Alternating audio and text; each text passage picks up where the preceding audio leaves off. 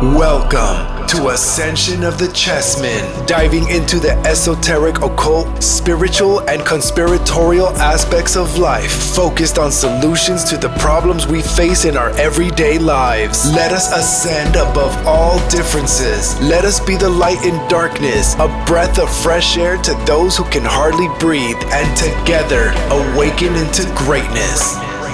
This is Ascension of the Chessmen with your host, Andre Mitty.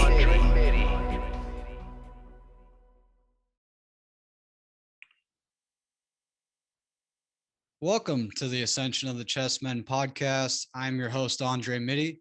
Today's guest is an author, spiritual seeker, tarot card reader, and the host of the Rogueways podcast. Ladies and gentlemen, hobbits and fairies, give a warm welcome to Lindsey Scharmyn. Thanks for coming on, Lindsey. Thank you so much. Yeah, thank you for having me. It's really nice to be here. Great. Yeah, I'm happy to have you. And I guess for those who aren't familiar, can you explain what it is that you do and what woke you up to realizing maybe there's more to this life than you originally taught or thought? It's a much harder question to answer than one might think. People ask me all the time, what do you do? And I'm like, oh man, like, how do I answer this question?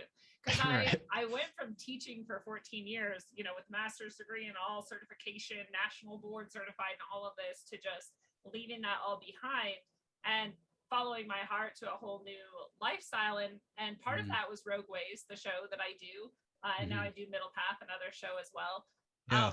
But a bigger part of it was trusting myself to be able to do a lot of the things that I'd always been doing spiritually, but for people as a service outright, and charging money for it and accepting money for it. And all of that is its own set of challenges. And anyone out there listening who's sort of a spiritual practitioner, I think probably knows what I mean. We're sort of taught to give our gifts away for free and feel guilty taking money for them, or also to feel like, why us? Why are we good enough to, charge money for this thing or whatever? And there's just a whole complex of psychological mindsets that had to be shattered for me to really step into that. And I'm so glad that I did. And I hope if anyone out there listening is wondering if they should or could do something like that, that they, take heart and choose to do it, because people need you, people need me, and people need the services that I offer. And this has made a huge difference in my life and other people's lives. And it's just really beautiful. So I basically do tarot readings for people. I do blessings. I do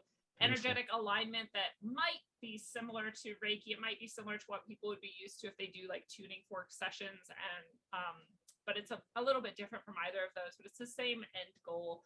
And then I do spiritual ceremonies and healings that are a bigger sort of dive that sometimes involve soul retrieval and past life healing. And then I think I just hit it all, but I do so many things. I also do consultation with people for their, small starts into like podcasting or homeschooling. I do educational consultation. I'm also a writer, like you said, an author of many books, and I do consultation with writing and editing for people. And there's just a lot. Wow. So when people ask me, what do you do? I'm like, how much time do you have? Pretty much everything. Yeah, I do a lot. Yeah, you wear a lot of hats. Yeah, and I think knowing your worth, especially in the spiritual realm and like under that umbrella, it's like, because there is a lot of perception of like,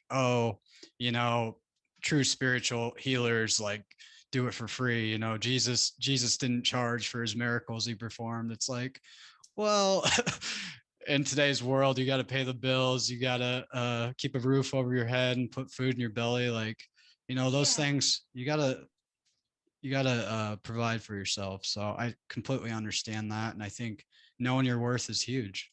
Right. And that is a big part of it. And like you said, Jesus maybe didn't charge, but people definitely brought him wine, fish, bread, gave him a place to sleep. So he didn't need to charge because he was being taken care of. Exactly. And it's the same truth as you can find in many cultures around the world where they have this role is more established in the form of shamans or other sort of spiritual leaders. They're taken care of. You bring them gifts, you bring them things that they need to survive, because they're not out doing those things for themselves. They're doing this work instead. And so, there's always been an exchange, but for some reason in our modern world, we were taught that the exchange is evil.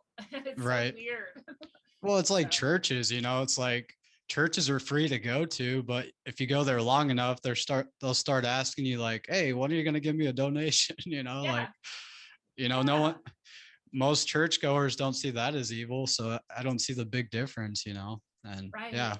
I think changing that perception for sure is it's evolving. It's needed. And the other part of your question, when did I wake up? Hmm. Is also complicated because I have aspects of myself that have always been awake. Luckily, I was raised in a sort of awake and aware Hmm. environment, especially politically, more Yeah. so than anything, more so than spiritually or, any of these other ways that we sort of find ourselves awakening. Um, Right. Politically, my father was very doubtful of the government because he had been in Vietnam and he had been Oh, tested wow. on in various ways and he was conscripted by force, and he also was forced to do a second tour against his will, and he was Wow. also fighting in Cambodia, which was not told to be, it was illegal, we weren't supposed to be there, and he knew that we were there, and he was a sniper, and so he was a very valuable asset to them, and so they controlled him very tightly, and so he got to see many levels of how corrupt, how evil, and how dark, deep in the bowels of the darkness. Oh, And yeah. so he came back from that and he was always very open with us about, you never trust the government, period. They are lying to you. They always will be lying to you. And you question everything. You question every authority above you. You don't take anybody's word for it. You think for yourself. And that is the best like message and an upraising that I could have ever been given, because it led to all of the further understandings and awakenings that I have. For sure. And every single one of them I owe to that heart of questioning and of not trusting authority and of trusting myself over everything else. And that's really been the key. So ever since I was a child, I was empowered to question things and to think for myself. And it just has been going since then. When 9/11 happened, I first thought, of course, it's an attack from outside or whatever. But very shortly after, I was like, of course, it's not an attack. Right. And so even that, it wasn't like its own awakening, but it's like everything since then has given me more and more fuel to be able to say, just don't even, just go, like my dad said, like start by understanding that it's a lie and then find out the truth from there, Right. Yep. Start there, So, move backwards. Yeah. right. Yep. Yeah. I mean, I would say the same too. And it's kind of funny, like that question, like, I feel like a lot of us that, see these things from a deeper angle, it's like we started questioning a lot when we were young, and Yes. like that's where it all starts. And, we got to work through that inner child work as we get older too, to like, work through, the stigmas and all the stuff that was inherited and how we were raised, and different aspects of the what our parents like carried on from their parents, and the whole generational thing, just like ending that curse or whatever you want to call it, and just working through that, healing your shadow and all that good work, it's so important. It's really intertwined. Like you're saying, I'm glad you're bringing that up because it is, I think people tend to have like their political awakening where they realize the government's lying to them and they're like, oh my God. Then they have their Yep. like social awakening where they realize like everyone's just been programmed and is following and the media is reinforcing all these things that no one's ever questioned. And then they have their spiritual awakening where they're like, oh my God, there's like a whole universe out here of Yeah. multi-dimensions and beings and all this. And then, Right. and then they have their emotional awakening where they're like, whoa, I've got all this trauma and like things to heal, like that. But the truth is that they're all interrelated and they're all in this Yes. spiral and this cycle. And you hit on some, and then you do what you can there, and then you jump to a different one, and you do what you can there. But it's all happening at once and in tandem for a reason. And it is, like you said, it's intergenerational, and it's from our past, and our whole culture and society has had these traumas programmed in, and these lies carried through. Yes. And this awakening is a whole lot of healing for the whole entire planet. And I always encourage people because it's hard work sometimes. You're like, why? I feel alone. I feel like no one sees this. Why is no one waking up? Why am I carrying this burden by myself? And why does it hurt? Oh, Why do I yeah. want to cry all the time or be angry all the Oh, time? yeah. And then, but you're doing that work for everybody. You're doing that 100%. work for all your ancestors. You're doing that work for all of society. You're doing that work for all of the future generations. Like, thank Yes. God for you doing that work. All of you listening, doing 100%. any level of that. 100%. And yeah, I I just asked, like, I guess what got you into spirituality then? Like, was it kind of the same, like just from a young age you started to, see these things in a deeper way, asking more questions and stuff like that? Or The more I really understand, the more I understand that I've always had what people might call guides, or, guardian angels, or yeah, ancestors, or whoever, whispering in imaginary my ear, friends. imaginary friends, Yeah. Me too. whispering in my ear, and really, like, so it's like we all who had that experience, like, we knew too much pretty young, basically. Yeah. But you don't really know, like, you're being like given, told this, and you kind Right. of have like it's like the underlying meshwork that's going to grow this spiritual being that you are. But I just always knew, and I think a lot of us did. I just always knew, like, yeah, of course there's a God. Of course I'm a soul. Like, duh. Right. Like, that's not even a question.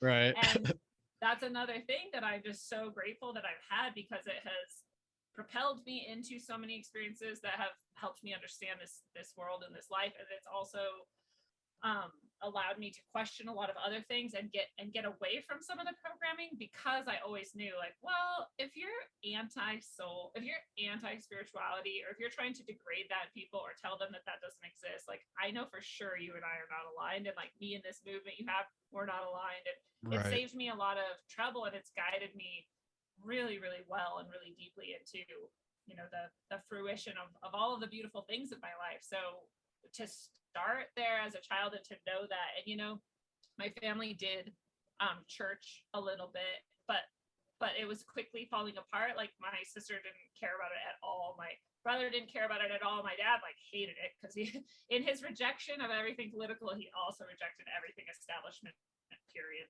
So Yeah. he would not go. And so my mom and I ended up being the only people who went. And my mom only kept going because I wanted to keep going. And I didn't even care about church. Like, I didn't even care about their message or their teaching so much. I just understood that when I was there, like, positive feelings were happening and people were singing, and like, it was nice. And I was like, this is what we're here for, is to be together, Yeah. to be happy, and to be positive, and to be uplifting each other.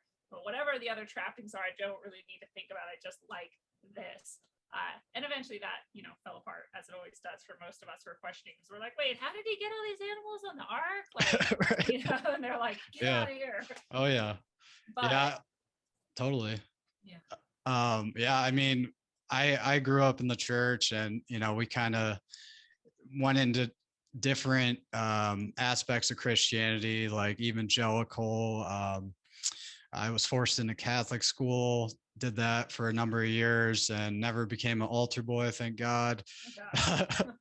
And then I kind of fell into the rabbit hole of 2012, and the world was coming to an end, and biblical prophecy way back then. And I went back to it was the Potter's House Church, which was what kind of church? Pentecostal, which they were speaking in tongues and doing all kinds of, like, they had a lot of energy in their services versus like Catholicism, which is just super dull and very boring. Yeah, scary. And it wasn't until I did LSD for the first time. Well, I had done it once before that, but I was scared away from psychedelics for a long time after some bad experiences.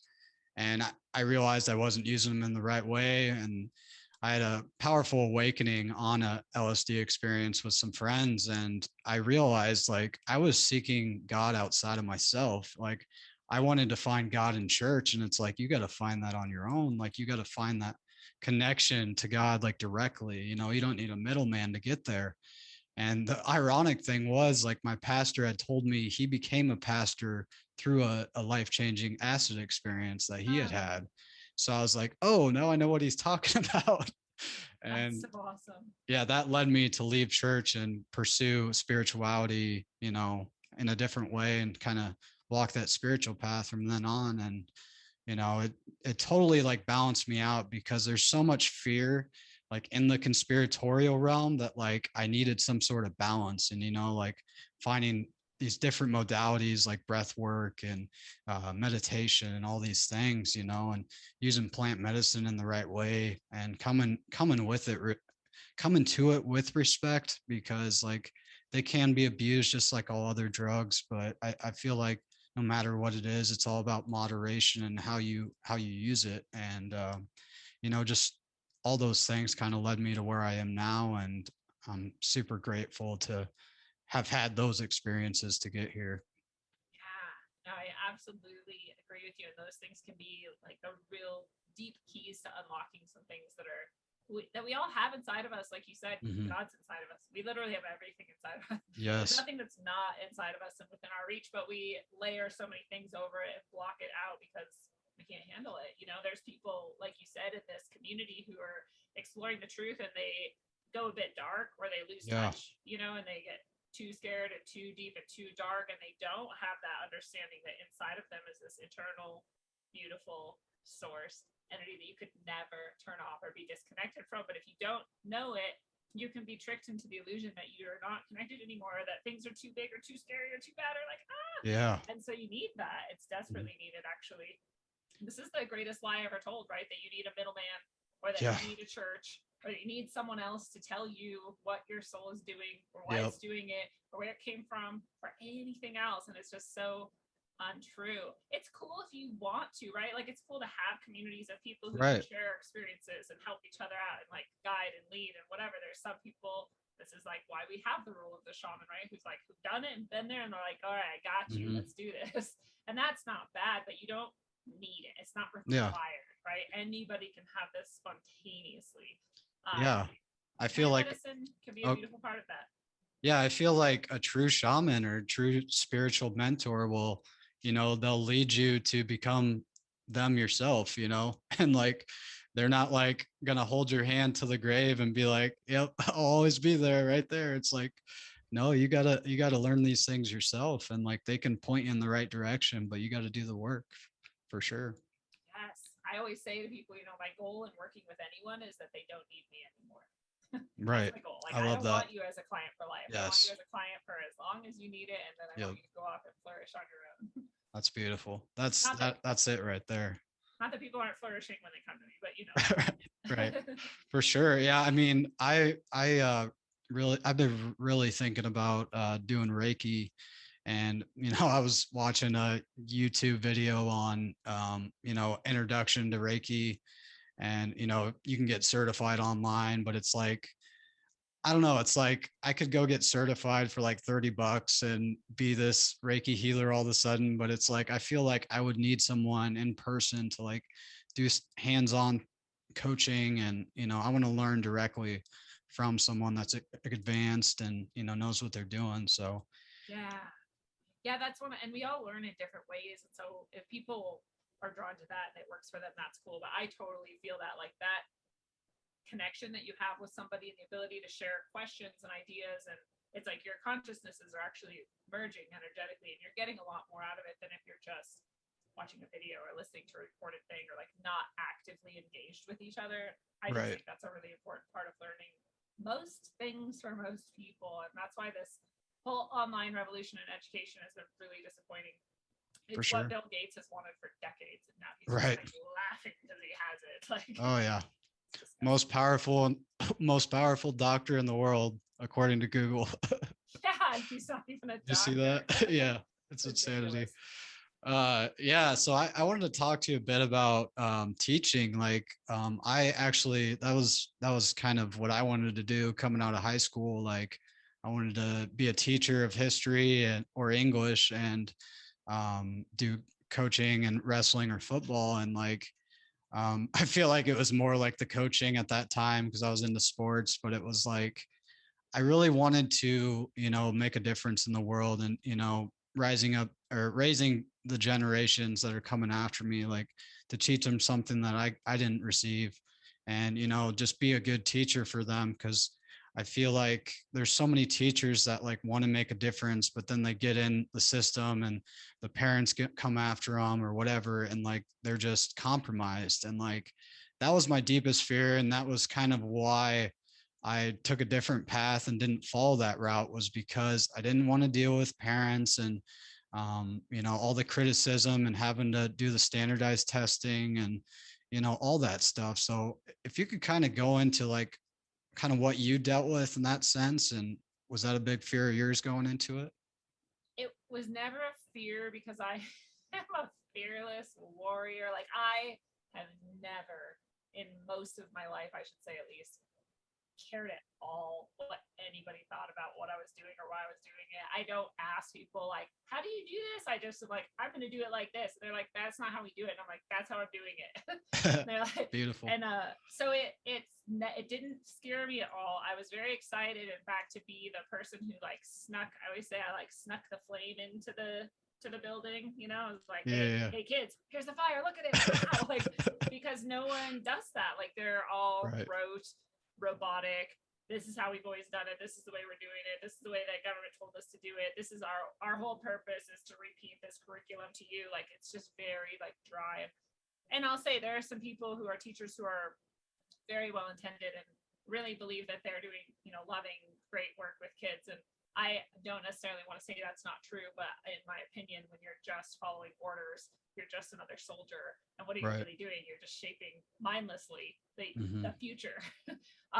So I did definitely deal with constant coworkers and bosses who really disliked me, mostly because, from what I can tell, of like a deep-seated awareness of their own inadequacy and how I exposed that by just being me and teaching well. And one of the major successes I had continuously over and over again as a teacher was the problem child, the kids who were the bad kids, like the ones everyone had dismissed and then you can't teach them or you can't get them to pay attention or you can't do anything with these kids.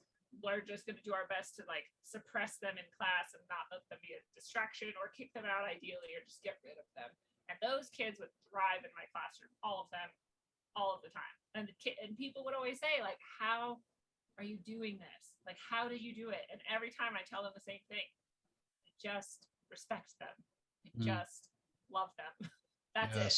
And they're like, that doesn't, no, but like, how are you doing it? I'm like, literally, that's how. I just respect them. And I respect them even when they don't respect me because I was there. And I remember how actually that kid is terrified. Actually, that kid is broken. Actually, that kid has extreme emotional issues going on, and you're the adult. So if they lash out on you, who cares? That's their job as a kid, to show you their pain so that you can then go help them. Like teachers have this weird, not just teachers, a lot of adults, a lot of people in general have this weird idea that somebody who is being rude to you is like rude, or that it could even hurt you. I'm like, are you not an adult? How does what that kid says to you hurt you? Who cares what they say to you? They're a child. Like, just love them. They just need love. And that, there's some kids who took a lot longer than others, but 100% of them eventually would be like, and they didn't even know why either. They were like, I don't know why, but you're just kind of cool, Miss Brown. Brown is my real last name. Like, oh, thanks. Like, that means the world to me, actually, because I know what you're saying is you're one of the first people who's ever just loved me despite me trying to push you away, trying to shatter my own world apart, and like, and just giving me that. And I wasn't all love and light. It took a lot of like boundaries and like, no, you will not treat me like that, actually. But I still love you enough to invite you back in and like to try this again because you're worth it. Yeah.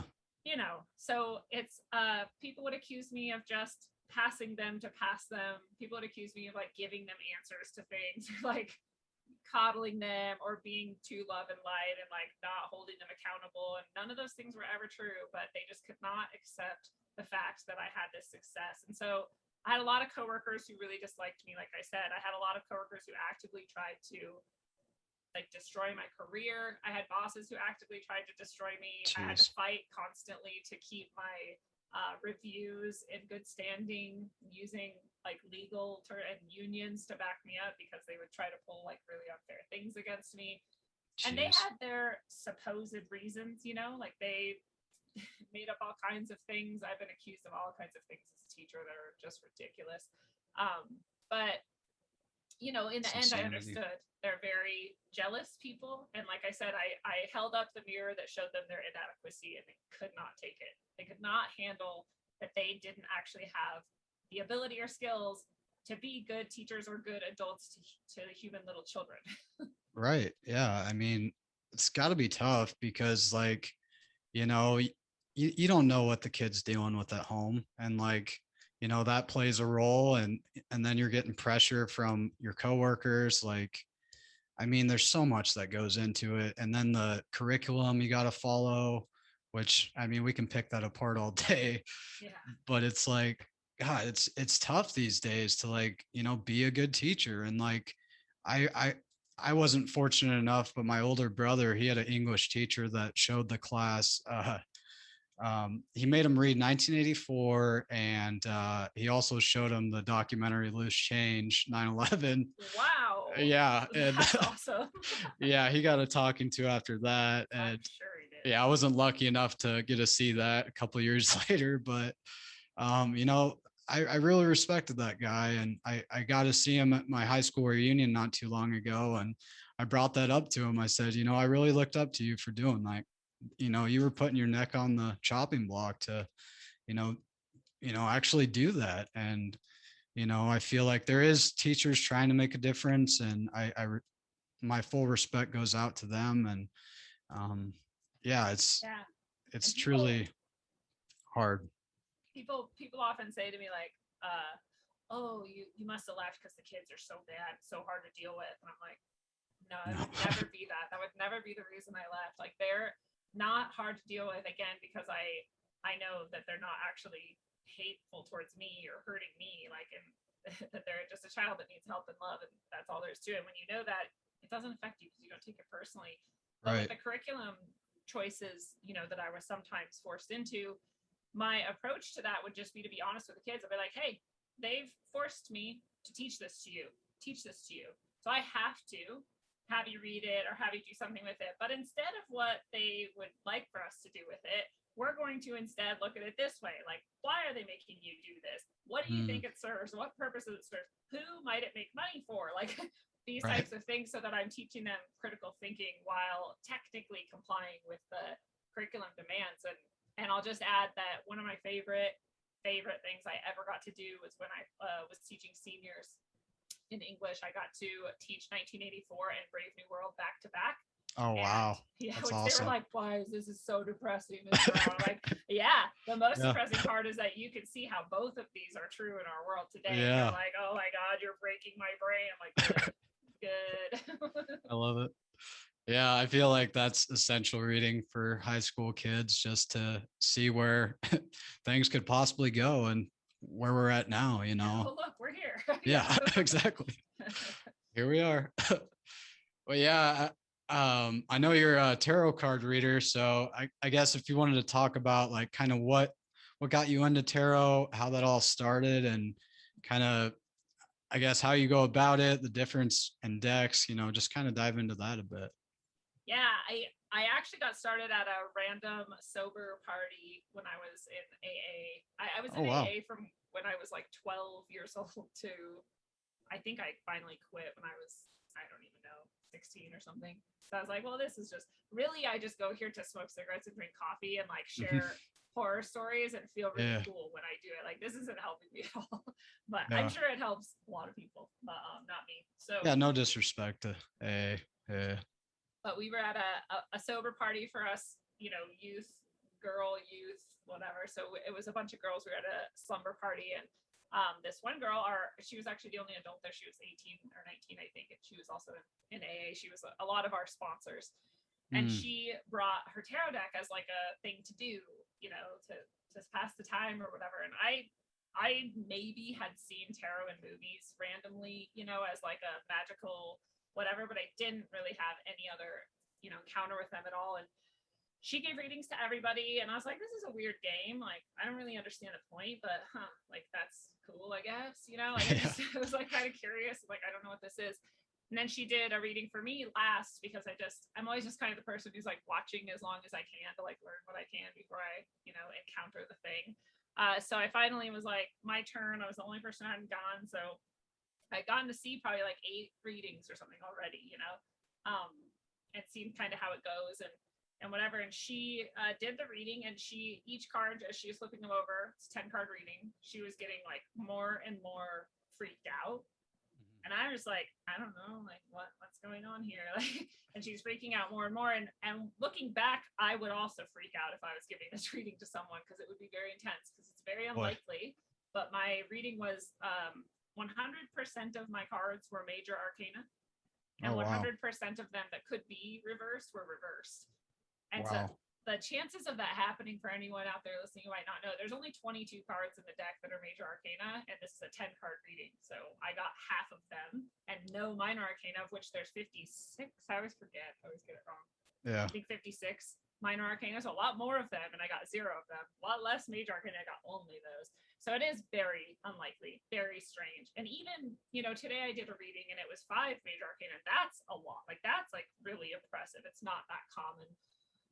So to get all of them and to have 100% reversal also, again, should be a 50-50 chance. You should be pretty good mix of some reversals, some not. To get 100% reverse is very unlikely too. So by the time she flipped over the last card, she was like, screw you, like, this is crazy. I don't even know what's going on. Like, and I was like scared. I'm like, you're the one who gave me this reading. Like, I don't even know what this is. Like, what the hell? So that was my introduction to tarot. And oh boy. Yeah, we could do a whole long segment, which we don't have to get into it, but the essence of it, we can if you want. I just don't know how much time we have. But yeah, totally. the essence of it is that unbeknownst to me, I actually got a demonic entity attachment at that time. Oh, yikes. Yeah, and looking back on it, it makes sense, because the way she did readings was to invite a spirit to guide the reading. And leaving it that open-ended, and especially with the path I was to have in life, it makes a lot of sense that like the baddest, darkest energy was like, this is how we're going to attach to her. Yoink. Oh, like, boy. slid in there. And so I had poltergeist-like activity. I had direct attacks and all of this stuff over the next, I don't know how long for sure, because I'd have to go back and look at my journals, but for a while. And it took me a while to really put together that something paranormal was happening to me. And in the meantime, I had picked up tarot and started doing it because I was like, that was weird, and people seemed to like it. And it seems actually kind of true. Like, the things that come up, it seems like they're accurate, and that's weird. It's like, I want to play with this divination tool. But I started practicing the same way I had learned from her, which was to invite a spirit to come guide the reading. And so that just got deeper and deeper and more bizarre, and took me a while to figure out what was happening. And then it took me a while to learn how to get rid of demonic attachment. So how did you even go about getting rid of it? Like, how'd you figure that out? Luckily, and the universe always provides, like, people say like God will never put something in front of you that you can't handle. Like, yes. It's absolutely true. And it may not feel that way sometimes, but it is absolutely true. And you will always find that you have the tools that you need in the moment that you need them, even if you didn't plan for it. And so I had no idea what to do, but I had this pretty direct attack finally after a culmination of lots of poltergeist activity. And I woke up the next morning having lived through this very dark, evil night of terror. And I was like, I'm insane. That's all there is to it. I have gone insane, because clearly none of this is possible. Like, there's no demons or right. Like, who do you talk to about this? Right. And there's no preparation for this in our society. So right. I was pretty sure I was insane, but I had to go to school. So I went to school. And when I got to school, and I always like to point out to people that, again, I had been in AA since I was 12, not because I was an alcoholic, but because I abused many, many drugs a lot from a very young age. And so people had seen me on acid. They'd seen me strung out from crystal meth after 3-day binges. They've seen me like all kinds of things in all kinds of states, all through many, many years. Because at this point, I'm like 16 years old. Wow. And so I got out of my car and someone saw me and they were like, oh my God, what's wrong? And I was like, nothing. And they're like, did someone die? And I'm like, no. And they're like, what's wrong with you? I'm like, I don't know. Like, and they're like, you look horrible. I'm like, okay, thanks. Like, what? And then like, they're just like, okay. And like, they left. And then the next person saw me and was like, whoa, what's going on with you? And I was like, dude, what is happening? Like, other people are reacting to whatever this is So then it started to hit me that like, I'm not crazy. Whatever happened actually happened last night. This night of terror was real, and other people can sense it and feel it and know it. They can see it. Like, and that means I'm not crazy, right? This is like outside, verified, other sources are experiencing it. So then I got really scared because it was actually more comforting to think I was insane than it was to think that actual whatever that was, which I now call a demon, exists and can just attack you and just like cause this. So that was some scary shit. Very scary. It was one of the most terrifying. One of the most. I say 100%. Yeah. Much darker experiences since then, actually. But the one people I happen to know in my life since I was very young, just by pure chance, were just the most Christians I had ever met, and they were constantly trying to save my soul and talk to me about God and all of this stuff. And they had actually seen my tarot cards one day. I was at their house doing it in their room with their daughter, who was my friend, and they came in and saw it. It was like, "This Satan out of our house!" And like, that's the devil. I was like, "Whoa, wow, they really hate tarot cards." Like, and I had to walk it all the way to the edge of the property and leave it off the property and like pick it up the next day as I was leaving. Oh wow. So they were serious about it. So I was like, well, they know about demons and they know about spiritual stuff, and they're the only people actually who believe it, because there's so many Christians and other religions too who just say they're that religion, but your religion tells you there's demons and angels, and yet you don't actually believe that there are. Right. So they were the few people who I knew for sure believed that. And so I called them actually from school and I asked them if I could come over, and they said, yeah, which is funny too, looking back. They were just like, sure, skip school and come over. Like, and also, why were they home? I don't know. But they were very wealthy, so I'm sure that's part of why. So I drove up there and I came in and they were like, oh my God, what's wrong? Same reaction I've been getting. I was like, I don't know. I don't know what's happening to me. And I told them what had occurred the night before. And they're like, oh, you're being attacked by a demon. Like, just like, no, pause. No big deal.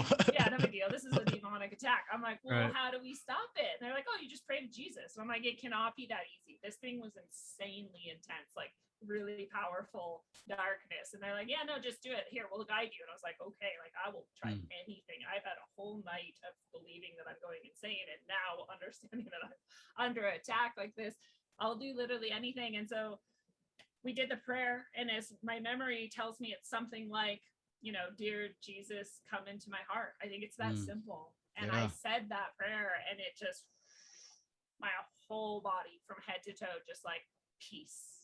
Wow. And I didn't realize until that moment how much terror and darkness was really like filling me and surrounding me like that whole time. Yeah. And this prayer and this feeling of peace was just complete and total and just eternal. And I had no doubts, and it was over. I was like, this is crazy. Holy cow. Like, it's that easy. Right.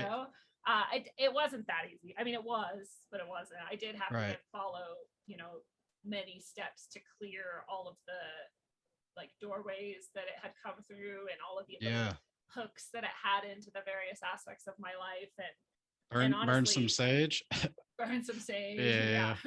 Yes. And that honestly went on for decades. Wow. But the initial clearing out of that specific demonic attack was that day, and they taught me how to go home and clear it out of my property. And it was crazy. It held on. Like, there was a storm came and hit just our property as I was clearing it out, broke tree branches, and nowhere else was affected. And it was really there's something going on there. For sure. So, and that's what people call poltergeist. And I know there's people who think there's good poltergeist, and I'm not going to say there's not, because there's angels just like there's demons. So I don't know how they always interact, but I know that you can trust yourself to know if it's dark or not, or if it's good. If it feels good and loving and there's no force involved and there's no trickery and everything's straightforward and open and loving, like, then it's good. And if it's not any of those things, it's bad. Yeah. It's pretty simple. It's like a feeling. Yeah. Listening to your intuition for sure. So when you do tarot readings, like, do you like pray for protection, or like, how do you go about like, just welcoming in love and light versus, no negative devilish entities entering? It's a great question, and I'm glad, because I really like for people to understand that we have far more light and love around us, and entities of good around us, angels, whatever you want to call those things, Yeah. than we ever would bad. And that also it is really as simple as our intention. And that's why that prayer worked instantly. My intention was to fully invite Jesus into my heart, like no doubts. So it's like instant. And that's our intention, and our energetic health and vibe is what's going to determine what is around us and what's allowed to come in or out, or whatever. So I do a lot of work to keep myself pretty pure and pretty high energy, and I do a lot of like, I guess, ritual and spiritual rites and things to keep my space energetically pure and good and true. And before every reading, I do a basic kicking out of anything dark or negative, because things slide back in. None of us is perfect. We all have a million influences of negativity. And the more you're kind of pure and of that intention, the more those things would like to come back in. So, I just clear every day, even though I know there's nothing big and bad. There's like little like leeches, or I just kick them out. So I do that, and I invite in then the good, the true, and the beautiful, and I leave it that vague on purpose, because everybody's different. Some people love Allah, some people love God, some people love, Ganesh, and I don't care what your thing is. Your thing is your thing, and it's beautiful. And so I just say good, true, and beautiful, and I invite that in. And then I do some specific work with my own allies who I know and have worked with for years and trust, to do some protective boundaries. Beautiful. And then I open the channel only to, like, for example, if I was doing a reading with you, Andre, only to your inner highest self.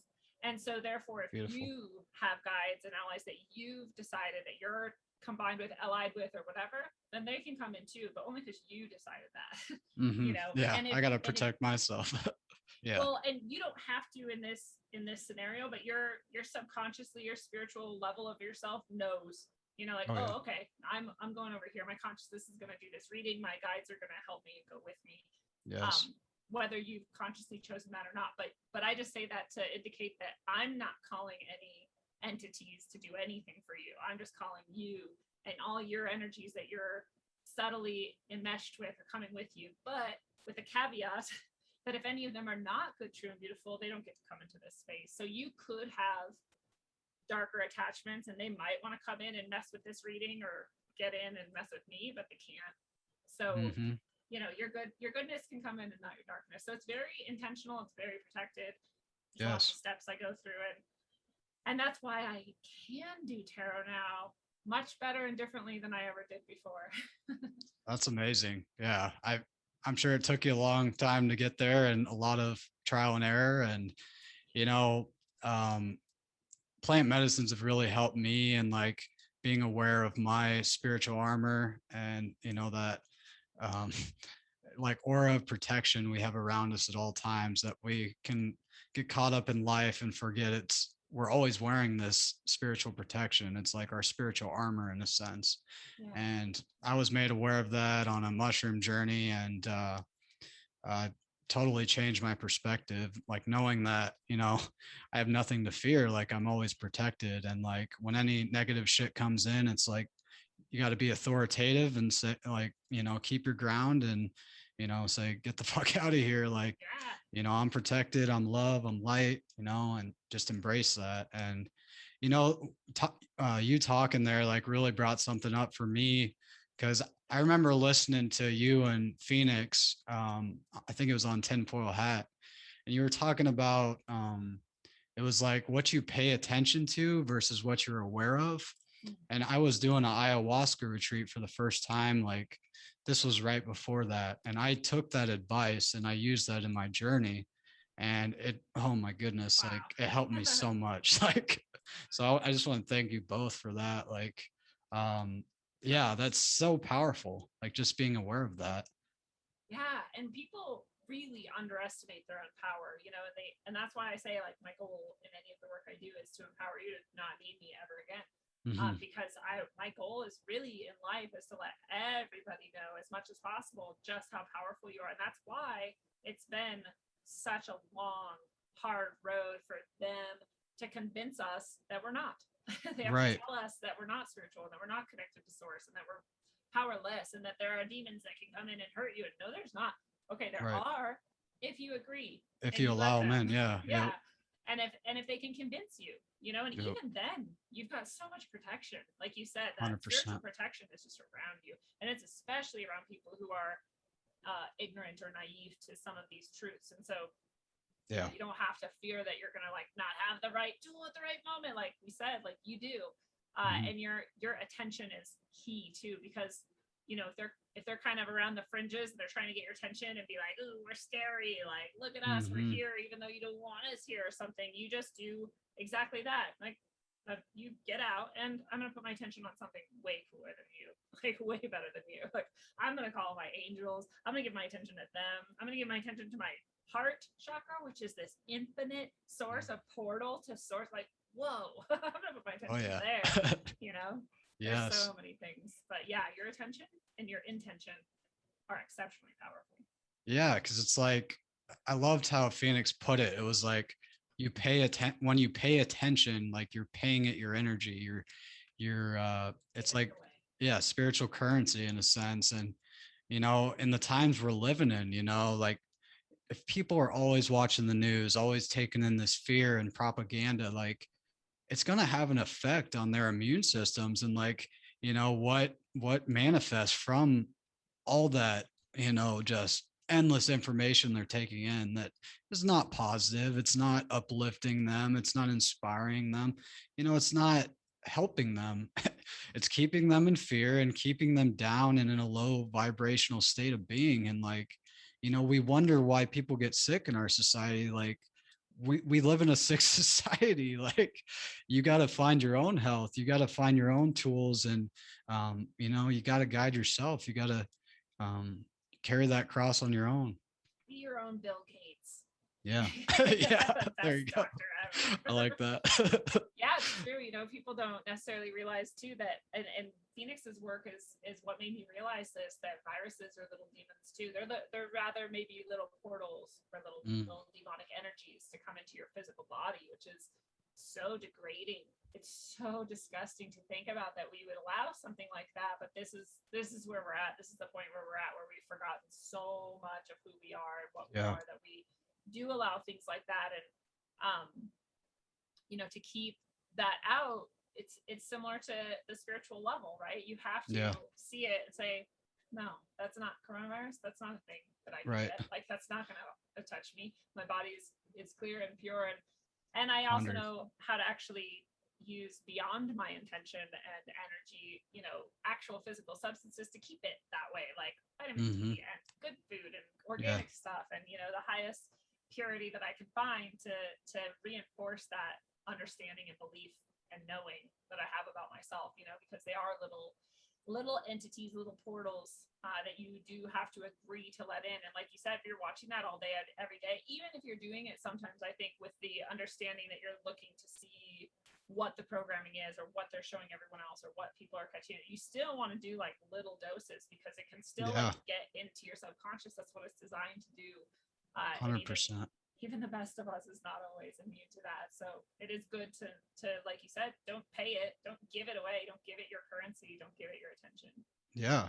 And I feel like, a lot of people I've met in this truth community, it's like, you got to have some spirituality in your life to balance it out, because this stuff can be draining. And like, someone on my last podcast, he's a spiritual coach. I have a lot of respect for him. But he said something like, the powers that be, it's like exactly what they would want is for us to be living in fear. And it's like, we don't want to give our power away in that sense. Like we got to take our power back, be the influence and the example we want to see in the world, be a good reflection to others, so they can see that and they're like, holy shit, like look at how he's changed or she's changed. Like I want to be like that, or I can do that too. Like, that's what we need. Like, and I get spreading awareness, it's huge. We got to be aware of what's going on to take action to change it. But you also got to take time for yourself and do some self-care along with that, to stay balanced and not go crazy, because that's giving your power away, you know? And it'll drag you right down if it can. It's just one more way, and it's a trap that the truth community doesn't always see. Becoming so enmeshed in this and obsessed with it, really, that you're like feeding this darkness within yourself, and you really do need that balance and that work. And it's part of what led me to start Middle Path, which is, Rogue Ways has been my main show for, I want to say, like 3 years. I'm really bad with time, but I think that's true. That sounds about right. Yeah. Okay. And I started Middle Path because I wanted to get even more. Rogue Ways has the splashes of the spirituality. I can't keep it out of anything I do if I tried, but I wanted to be even more direct about helping people understand the tools that they can use to keep themselves uplifted and connected. And that has been invaluable to me too, because it forces me to really get deeper and be more clear. And they always say, if you want to know something even better, you teach it to others. So it's been really fun to help people get real practical ways of keeping their spiritual energy higher. Yeah, that's beautiful.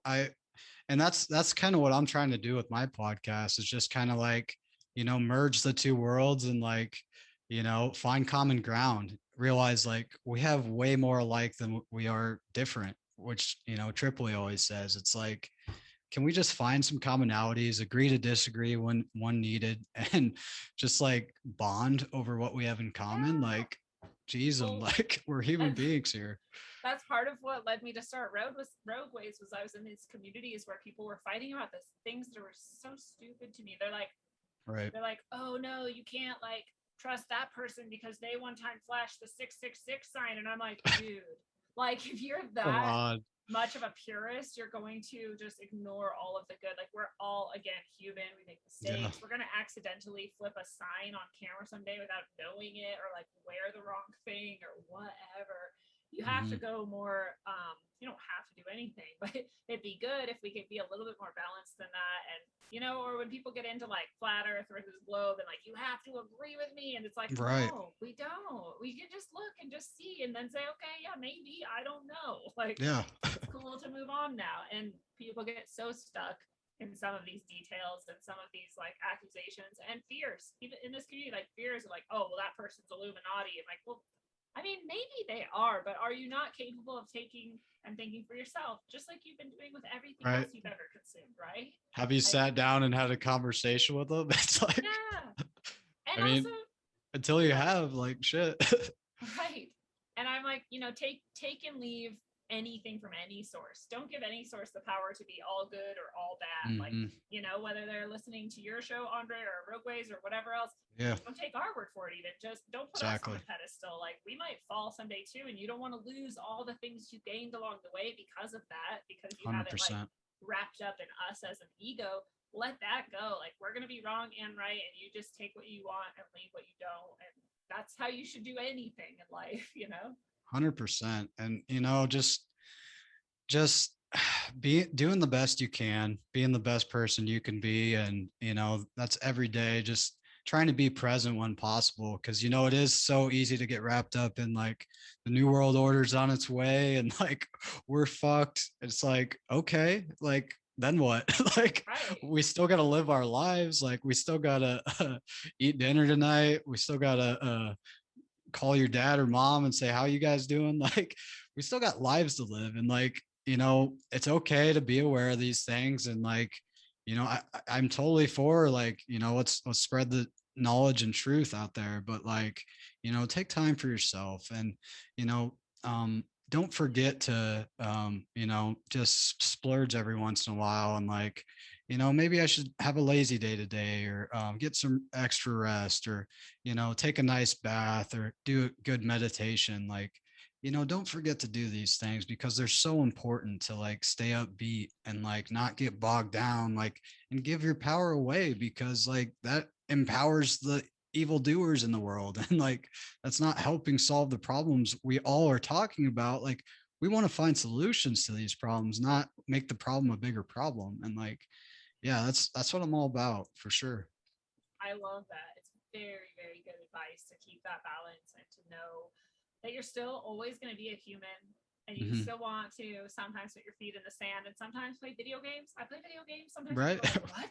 I thought you were spiritual. I'm like, yeah, and I play video games. Like, yeah, I'm a human being. Yeah.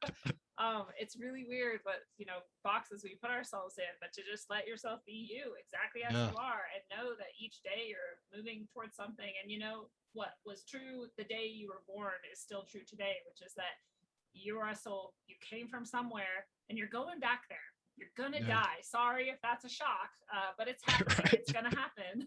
And I'm not too attached to the things that happen in between. I am in that human way, but at the same time, if I ever need that perspective, I just step back and go like, oh yeah, I came here from somewhere. I'm going back there. Like everything in between is just a really weird ride, and I'm gonna do the best I can.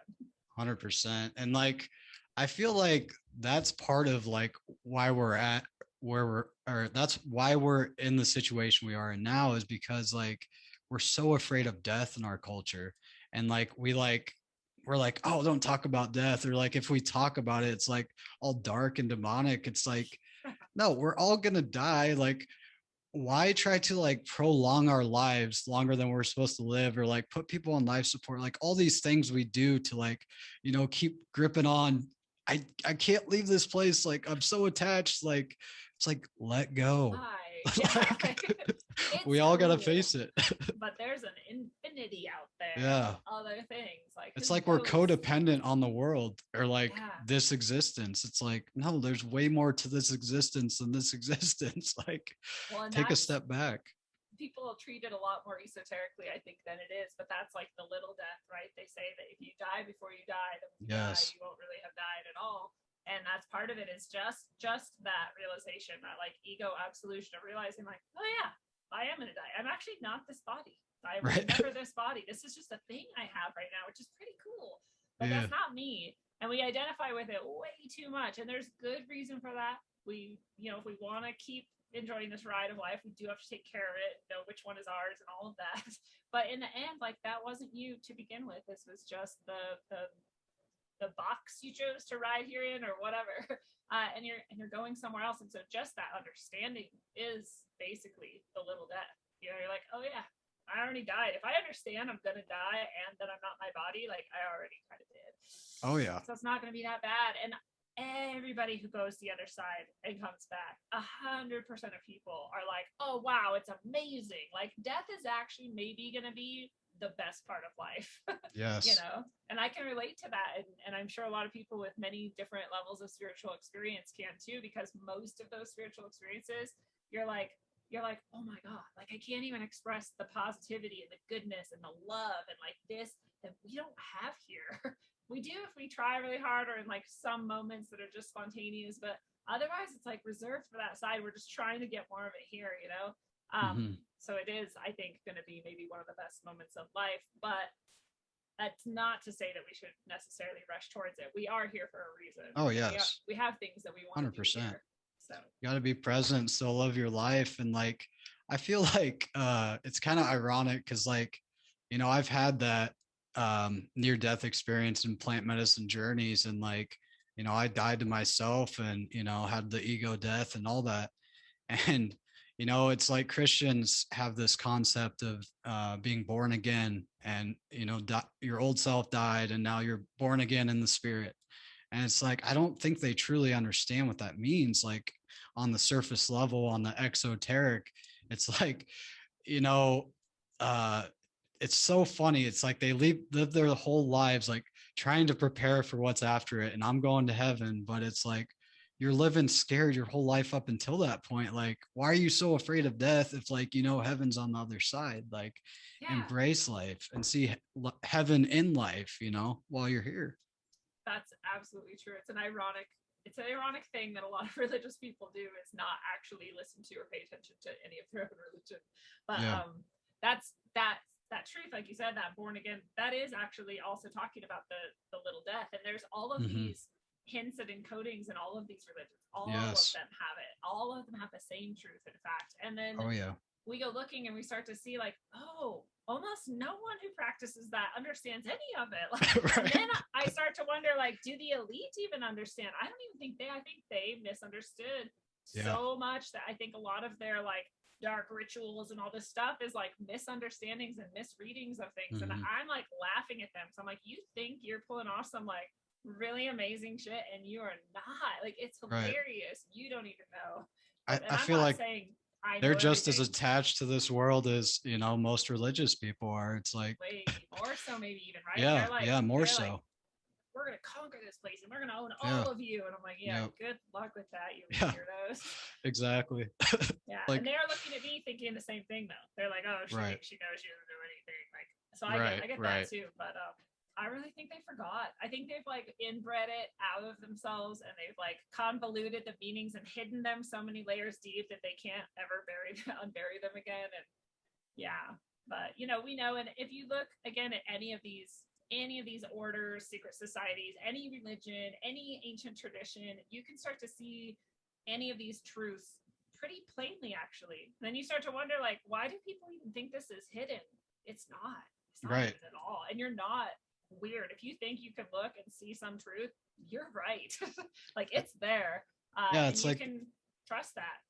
It's like that phrase, like, the best way to hide something is putting it right in front of you, or I forget how it goes, but it's like, you know, everyone opens the fridge and they're looking for a certain thing and they look right at it and missed it. And they open it again and it's like, oh, there it was right in front of my face. It's like, yeah, that's the occult and hidden things in our reality. It's always been right there. We just got to have the eyes to see it. And yeah, you're so right on that. And I guess just one question to end here. You know, I had all these questions written up, but I felt like this has been one of my best naturally flowing podcasts. So thank you so much for the great conversation today. It's an honor. Yeah, definitely. Me as well. And so living through these times of chaos and uncertainty, I guess, how do you stay grounded, Lindsey? And what are some of your daily spiritual practices? I daily practice, like I talked about, you know, kicking out all the negative and bringing in what's good, true, and beautiful. And part of that is also the gratitude to my ancestors and everyone who came before, who built my body and my blood and my DNA to what it is here, that I have access to all of this ancestral memory and understanding. And I give thanks to the infinite possibility that is my life. That could be literally anything in the future. I give gratitude to my spiritual allies who have walked with me along the way and helped pick me up, especially when I was so deeply fallen and darkened. And I always give thanks for my connection to source. And by doing that, it's not just the gratitude itself, but it's the establishing of my commitment to those things, my alignment with those things, my choice of my intention to be in that space and in that energetic alignment. And I think that's a really important piece to every day for me, is that, you know, and I always have a piece of that is basically the idea of that prayer that's like, his will, not mine. But it's not an old guy in the sky for me. You know, it's like the universal truth and love that is just everywhere. And I say that Christ thing consciousness. That thing that I am from and of, that will always know way more than me, way beyond me, and will be much better than my will, my limited little perspective. And so I always give, I really invite that energy to, in whatever way possible, flow through me. Let me be this empty channel for it to come into the world and to guide me to be better and better able to do that type of work. And that's something I do every day. And it's just, and anybody can take that. If you were just listening to that and you're like, oh, that's cool, I want that, like, it's yours now, do it. And do it in whatever way you want. And, you know, one of the things I do is I trust my inner guidance and intuition to lead me to practices and rituals that were not taught to me by others. And doing that has been one of the coolest things I've ever understood about my connection and my intuition, is that I can create. That's what we are. We're creators. We're the image of that source which creates. And we don't have to learn all of these other people's ways and means. We can create it ourselves. And in doing that, if our intention is pure and honest, and we're inviting that light and love to guide us and to be creating this thing that we're intending to create, it just is, and it just will. So if anybody can just trust themselves to be able to do that, to be able to call on their allies to help them do it, And it's just, and it's also cool to have other practices. I have practices that teachers have given me that I do every day that are really specific, step by step, visualize this, do that, breathe like that, all of those things. And those are cool too for other reasons, right? They're like, we've put all this energy over thousands of years into this thing. And so it has this ability to really work well, so I do both. I have some things that are like, every day I do them and they're very specific, and I have other things that I just do because I'm like led to in that moment and it just feels right, Yeah, sometimes you just got to let it happen naturally. Yeah, and routines are great too. And attitude of gratitude, so important. Yeah, I love that. And really, I think the number one thing most people could start doing if they're not already is to just do that very simple, like, no evil or darkness is welcome in my space, and all that is good, true, or God, or whatever source is, please come in and fill this space with me. Just that simple as that would be something that I think would be a good start for a lot of people. Beautiful. Yeah, I just want to thank you so much for coming on, Lindsey. It's been an amazing conversation, so much love and just beauty in this moment. And I just wanted to say, if you had any words of advice here at the end, and if you could just please tell the listeners where they can find your work. Yes, thank you. It's really great to be here, and you have a great flow and energy about you that invites really positive, beautiful things. So I'm glad to be a part of it. Thank you. And I have my site, Rogue Ways, and if people aren't seeing the words, it's hard to understand that it's not waves like the ocean, but it's pathways, like the pathways we walk down. So Rogue Ways, and rogueways.org is the site where you can find everything. So I write little articles and poetic pieces and prose and inspired channeled things, and I publish that all there. But you can also buy my books there. You can get them from Amazon or directly from me, signed with an inscription that is also channeled just for you. And said to you. And my most recent book, I really encourage people to get. It's All Endings Are Beginnings, and it's a really short little book, but it's all just a bunch of entries that were also channeled from source, and they're there for you. They're messages to you. And the best way to use this book is to ask it a question, or tell it your problem, or just say, I don't even know what to do about this thing, help, and open it, and that will be the message from source to you about your question or topic. And I've gotten just like hundreds at this point of people's, oh my God, I asked it and I opened it and look what it said. And it's over and over and over again, just exactly what people need. And so if you want something like that, you don't have to learn tarot or I Ching or these other things that are kind of arcane. You can just grab something like that. And that's a really cool choice. I also make orgone pendants infused with blessings that are protective for you. I make crystal and stone jewelry infused with blessings that are protective. Awesome. After blessings, I do healing ceremonies, I do tarot, and all that stuff is there at Rogue Ways. And then you can listen to the show for free twice a week on Sundays and Tuesdays at 7 p.m. on YouTube or Rockfin. And then Middle Path is on Rockfin only on Thursdays at 7 p.m. Mountain. And I think that's it for where you can find me and what I can offer you. And I really invite anyone who likes to reach out. There's a contact page on my site if you want to send a little message or ask a question or anything like that. And finally, my final thoughts and message to share with people is just to remember really, truly how powerful you are. And I know that you've been told your whole life that you're not. And I know that you've been made to believe that that's true. And I know that there's probably a lot of voices inside of you right now saying, no, you're not. No, you're nothing special. You can't even do anything. You need other people to do it for you, or you're just not capable, or it's never going to be enough, or the darkness is too big, or all of those doubts have been told to you and bred into you and programmed into you. And, the best thing you can do is to spend time remembering that source you came from, that it's in you, that you're connected to it, and that you can do literally anything. There are no limits, no matter what you've done in this life or haven't done yet or whatever. It's infinite potential, and that is you. You are that. So know it and live it as much as possible. I love it. Beautiful. Quiet that ego down and live through the heart. I love it. Well, thank you all for listening, and I hope you enjoy this one. Enjoy the rest of your week. Thanks for listening.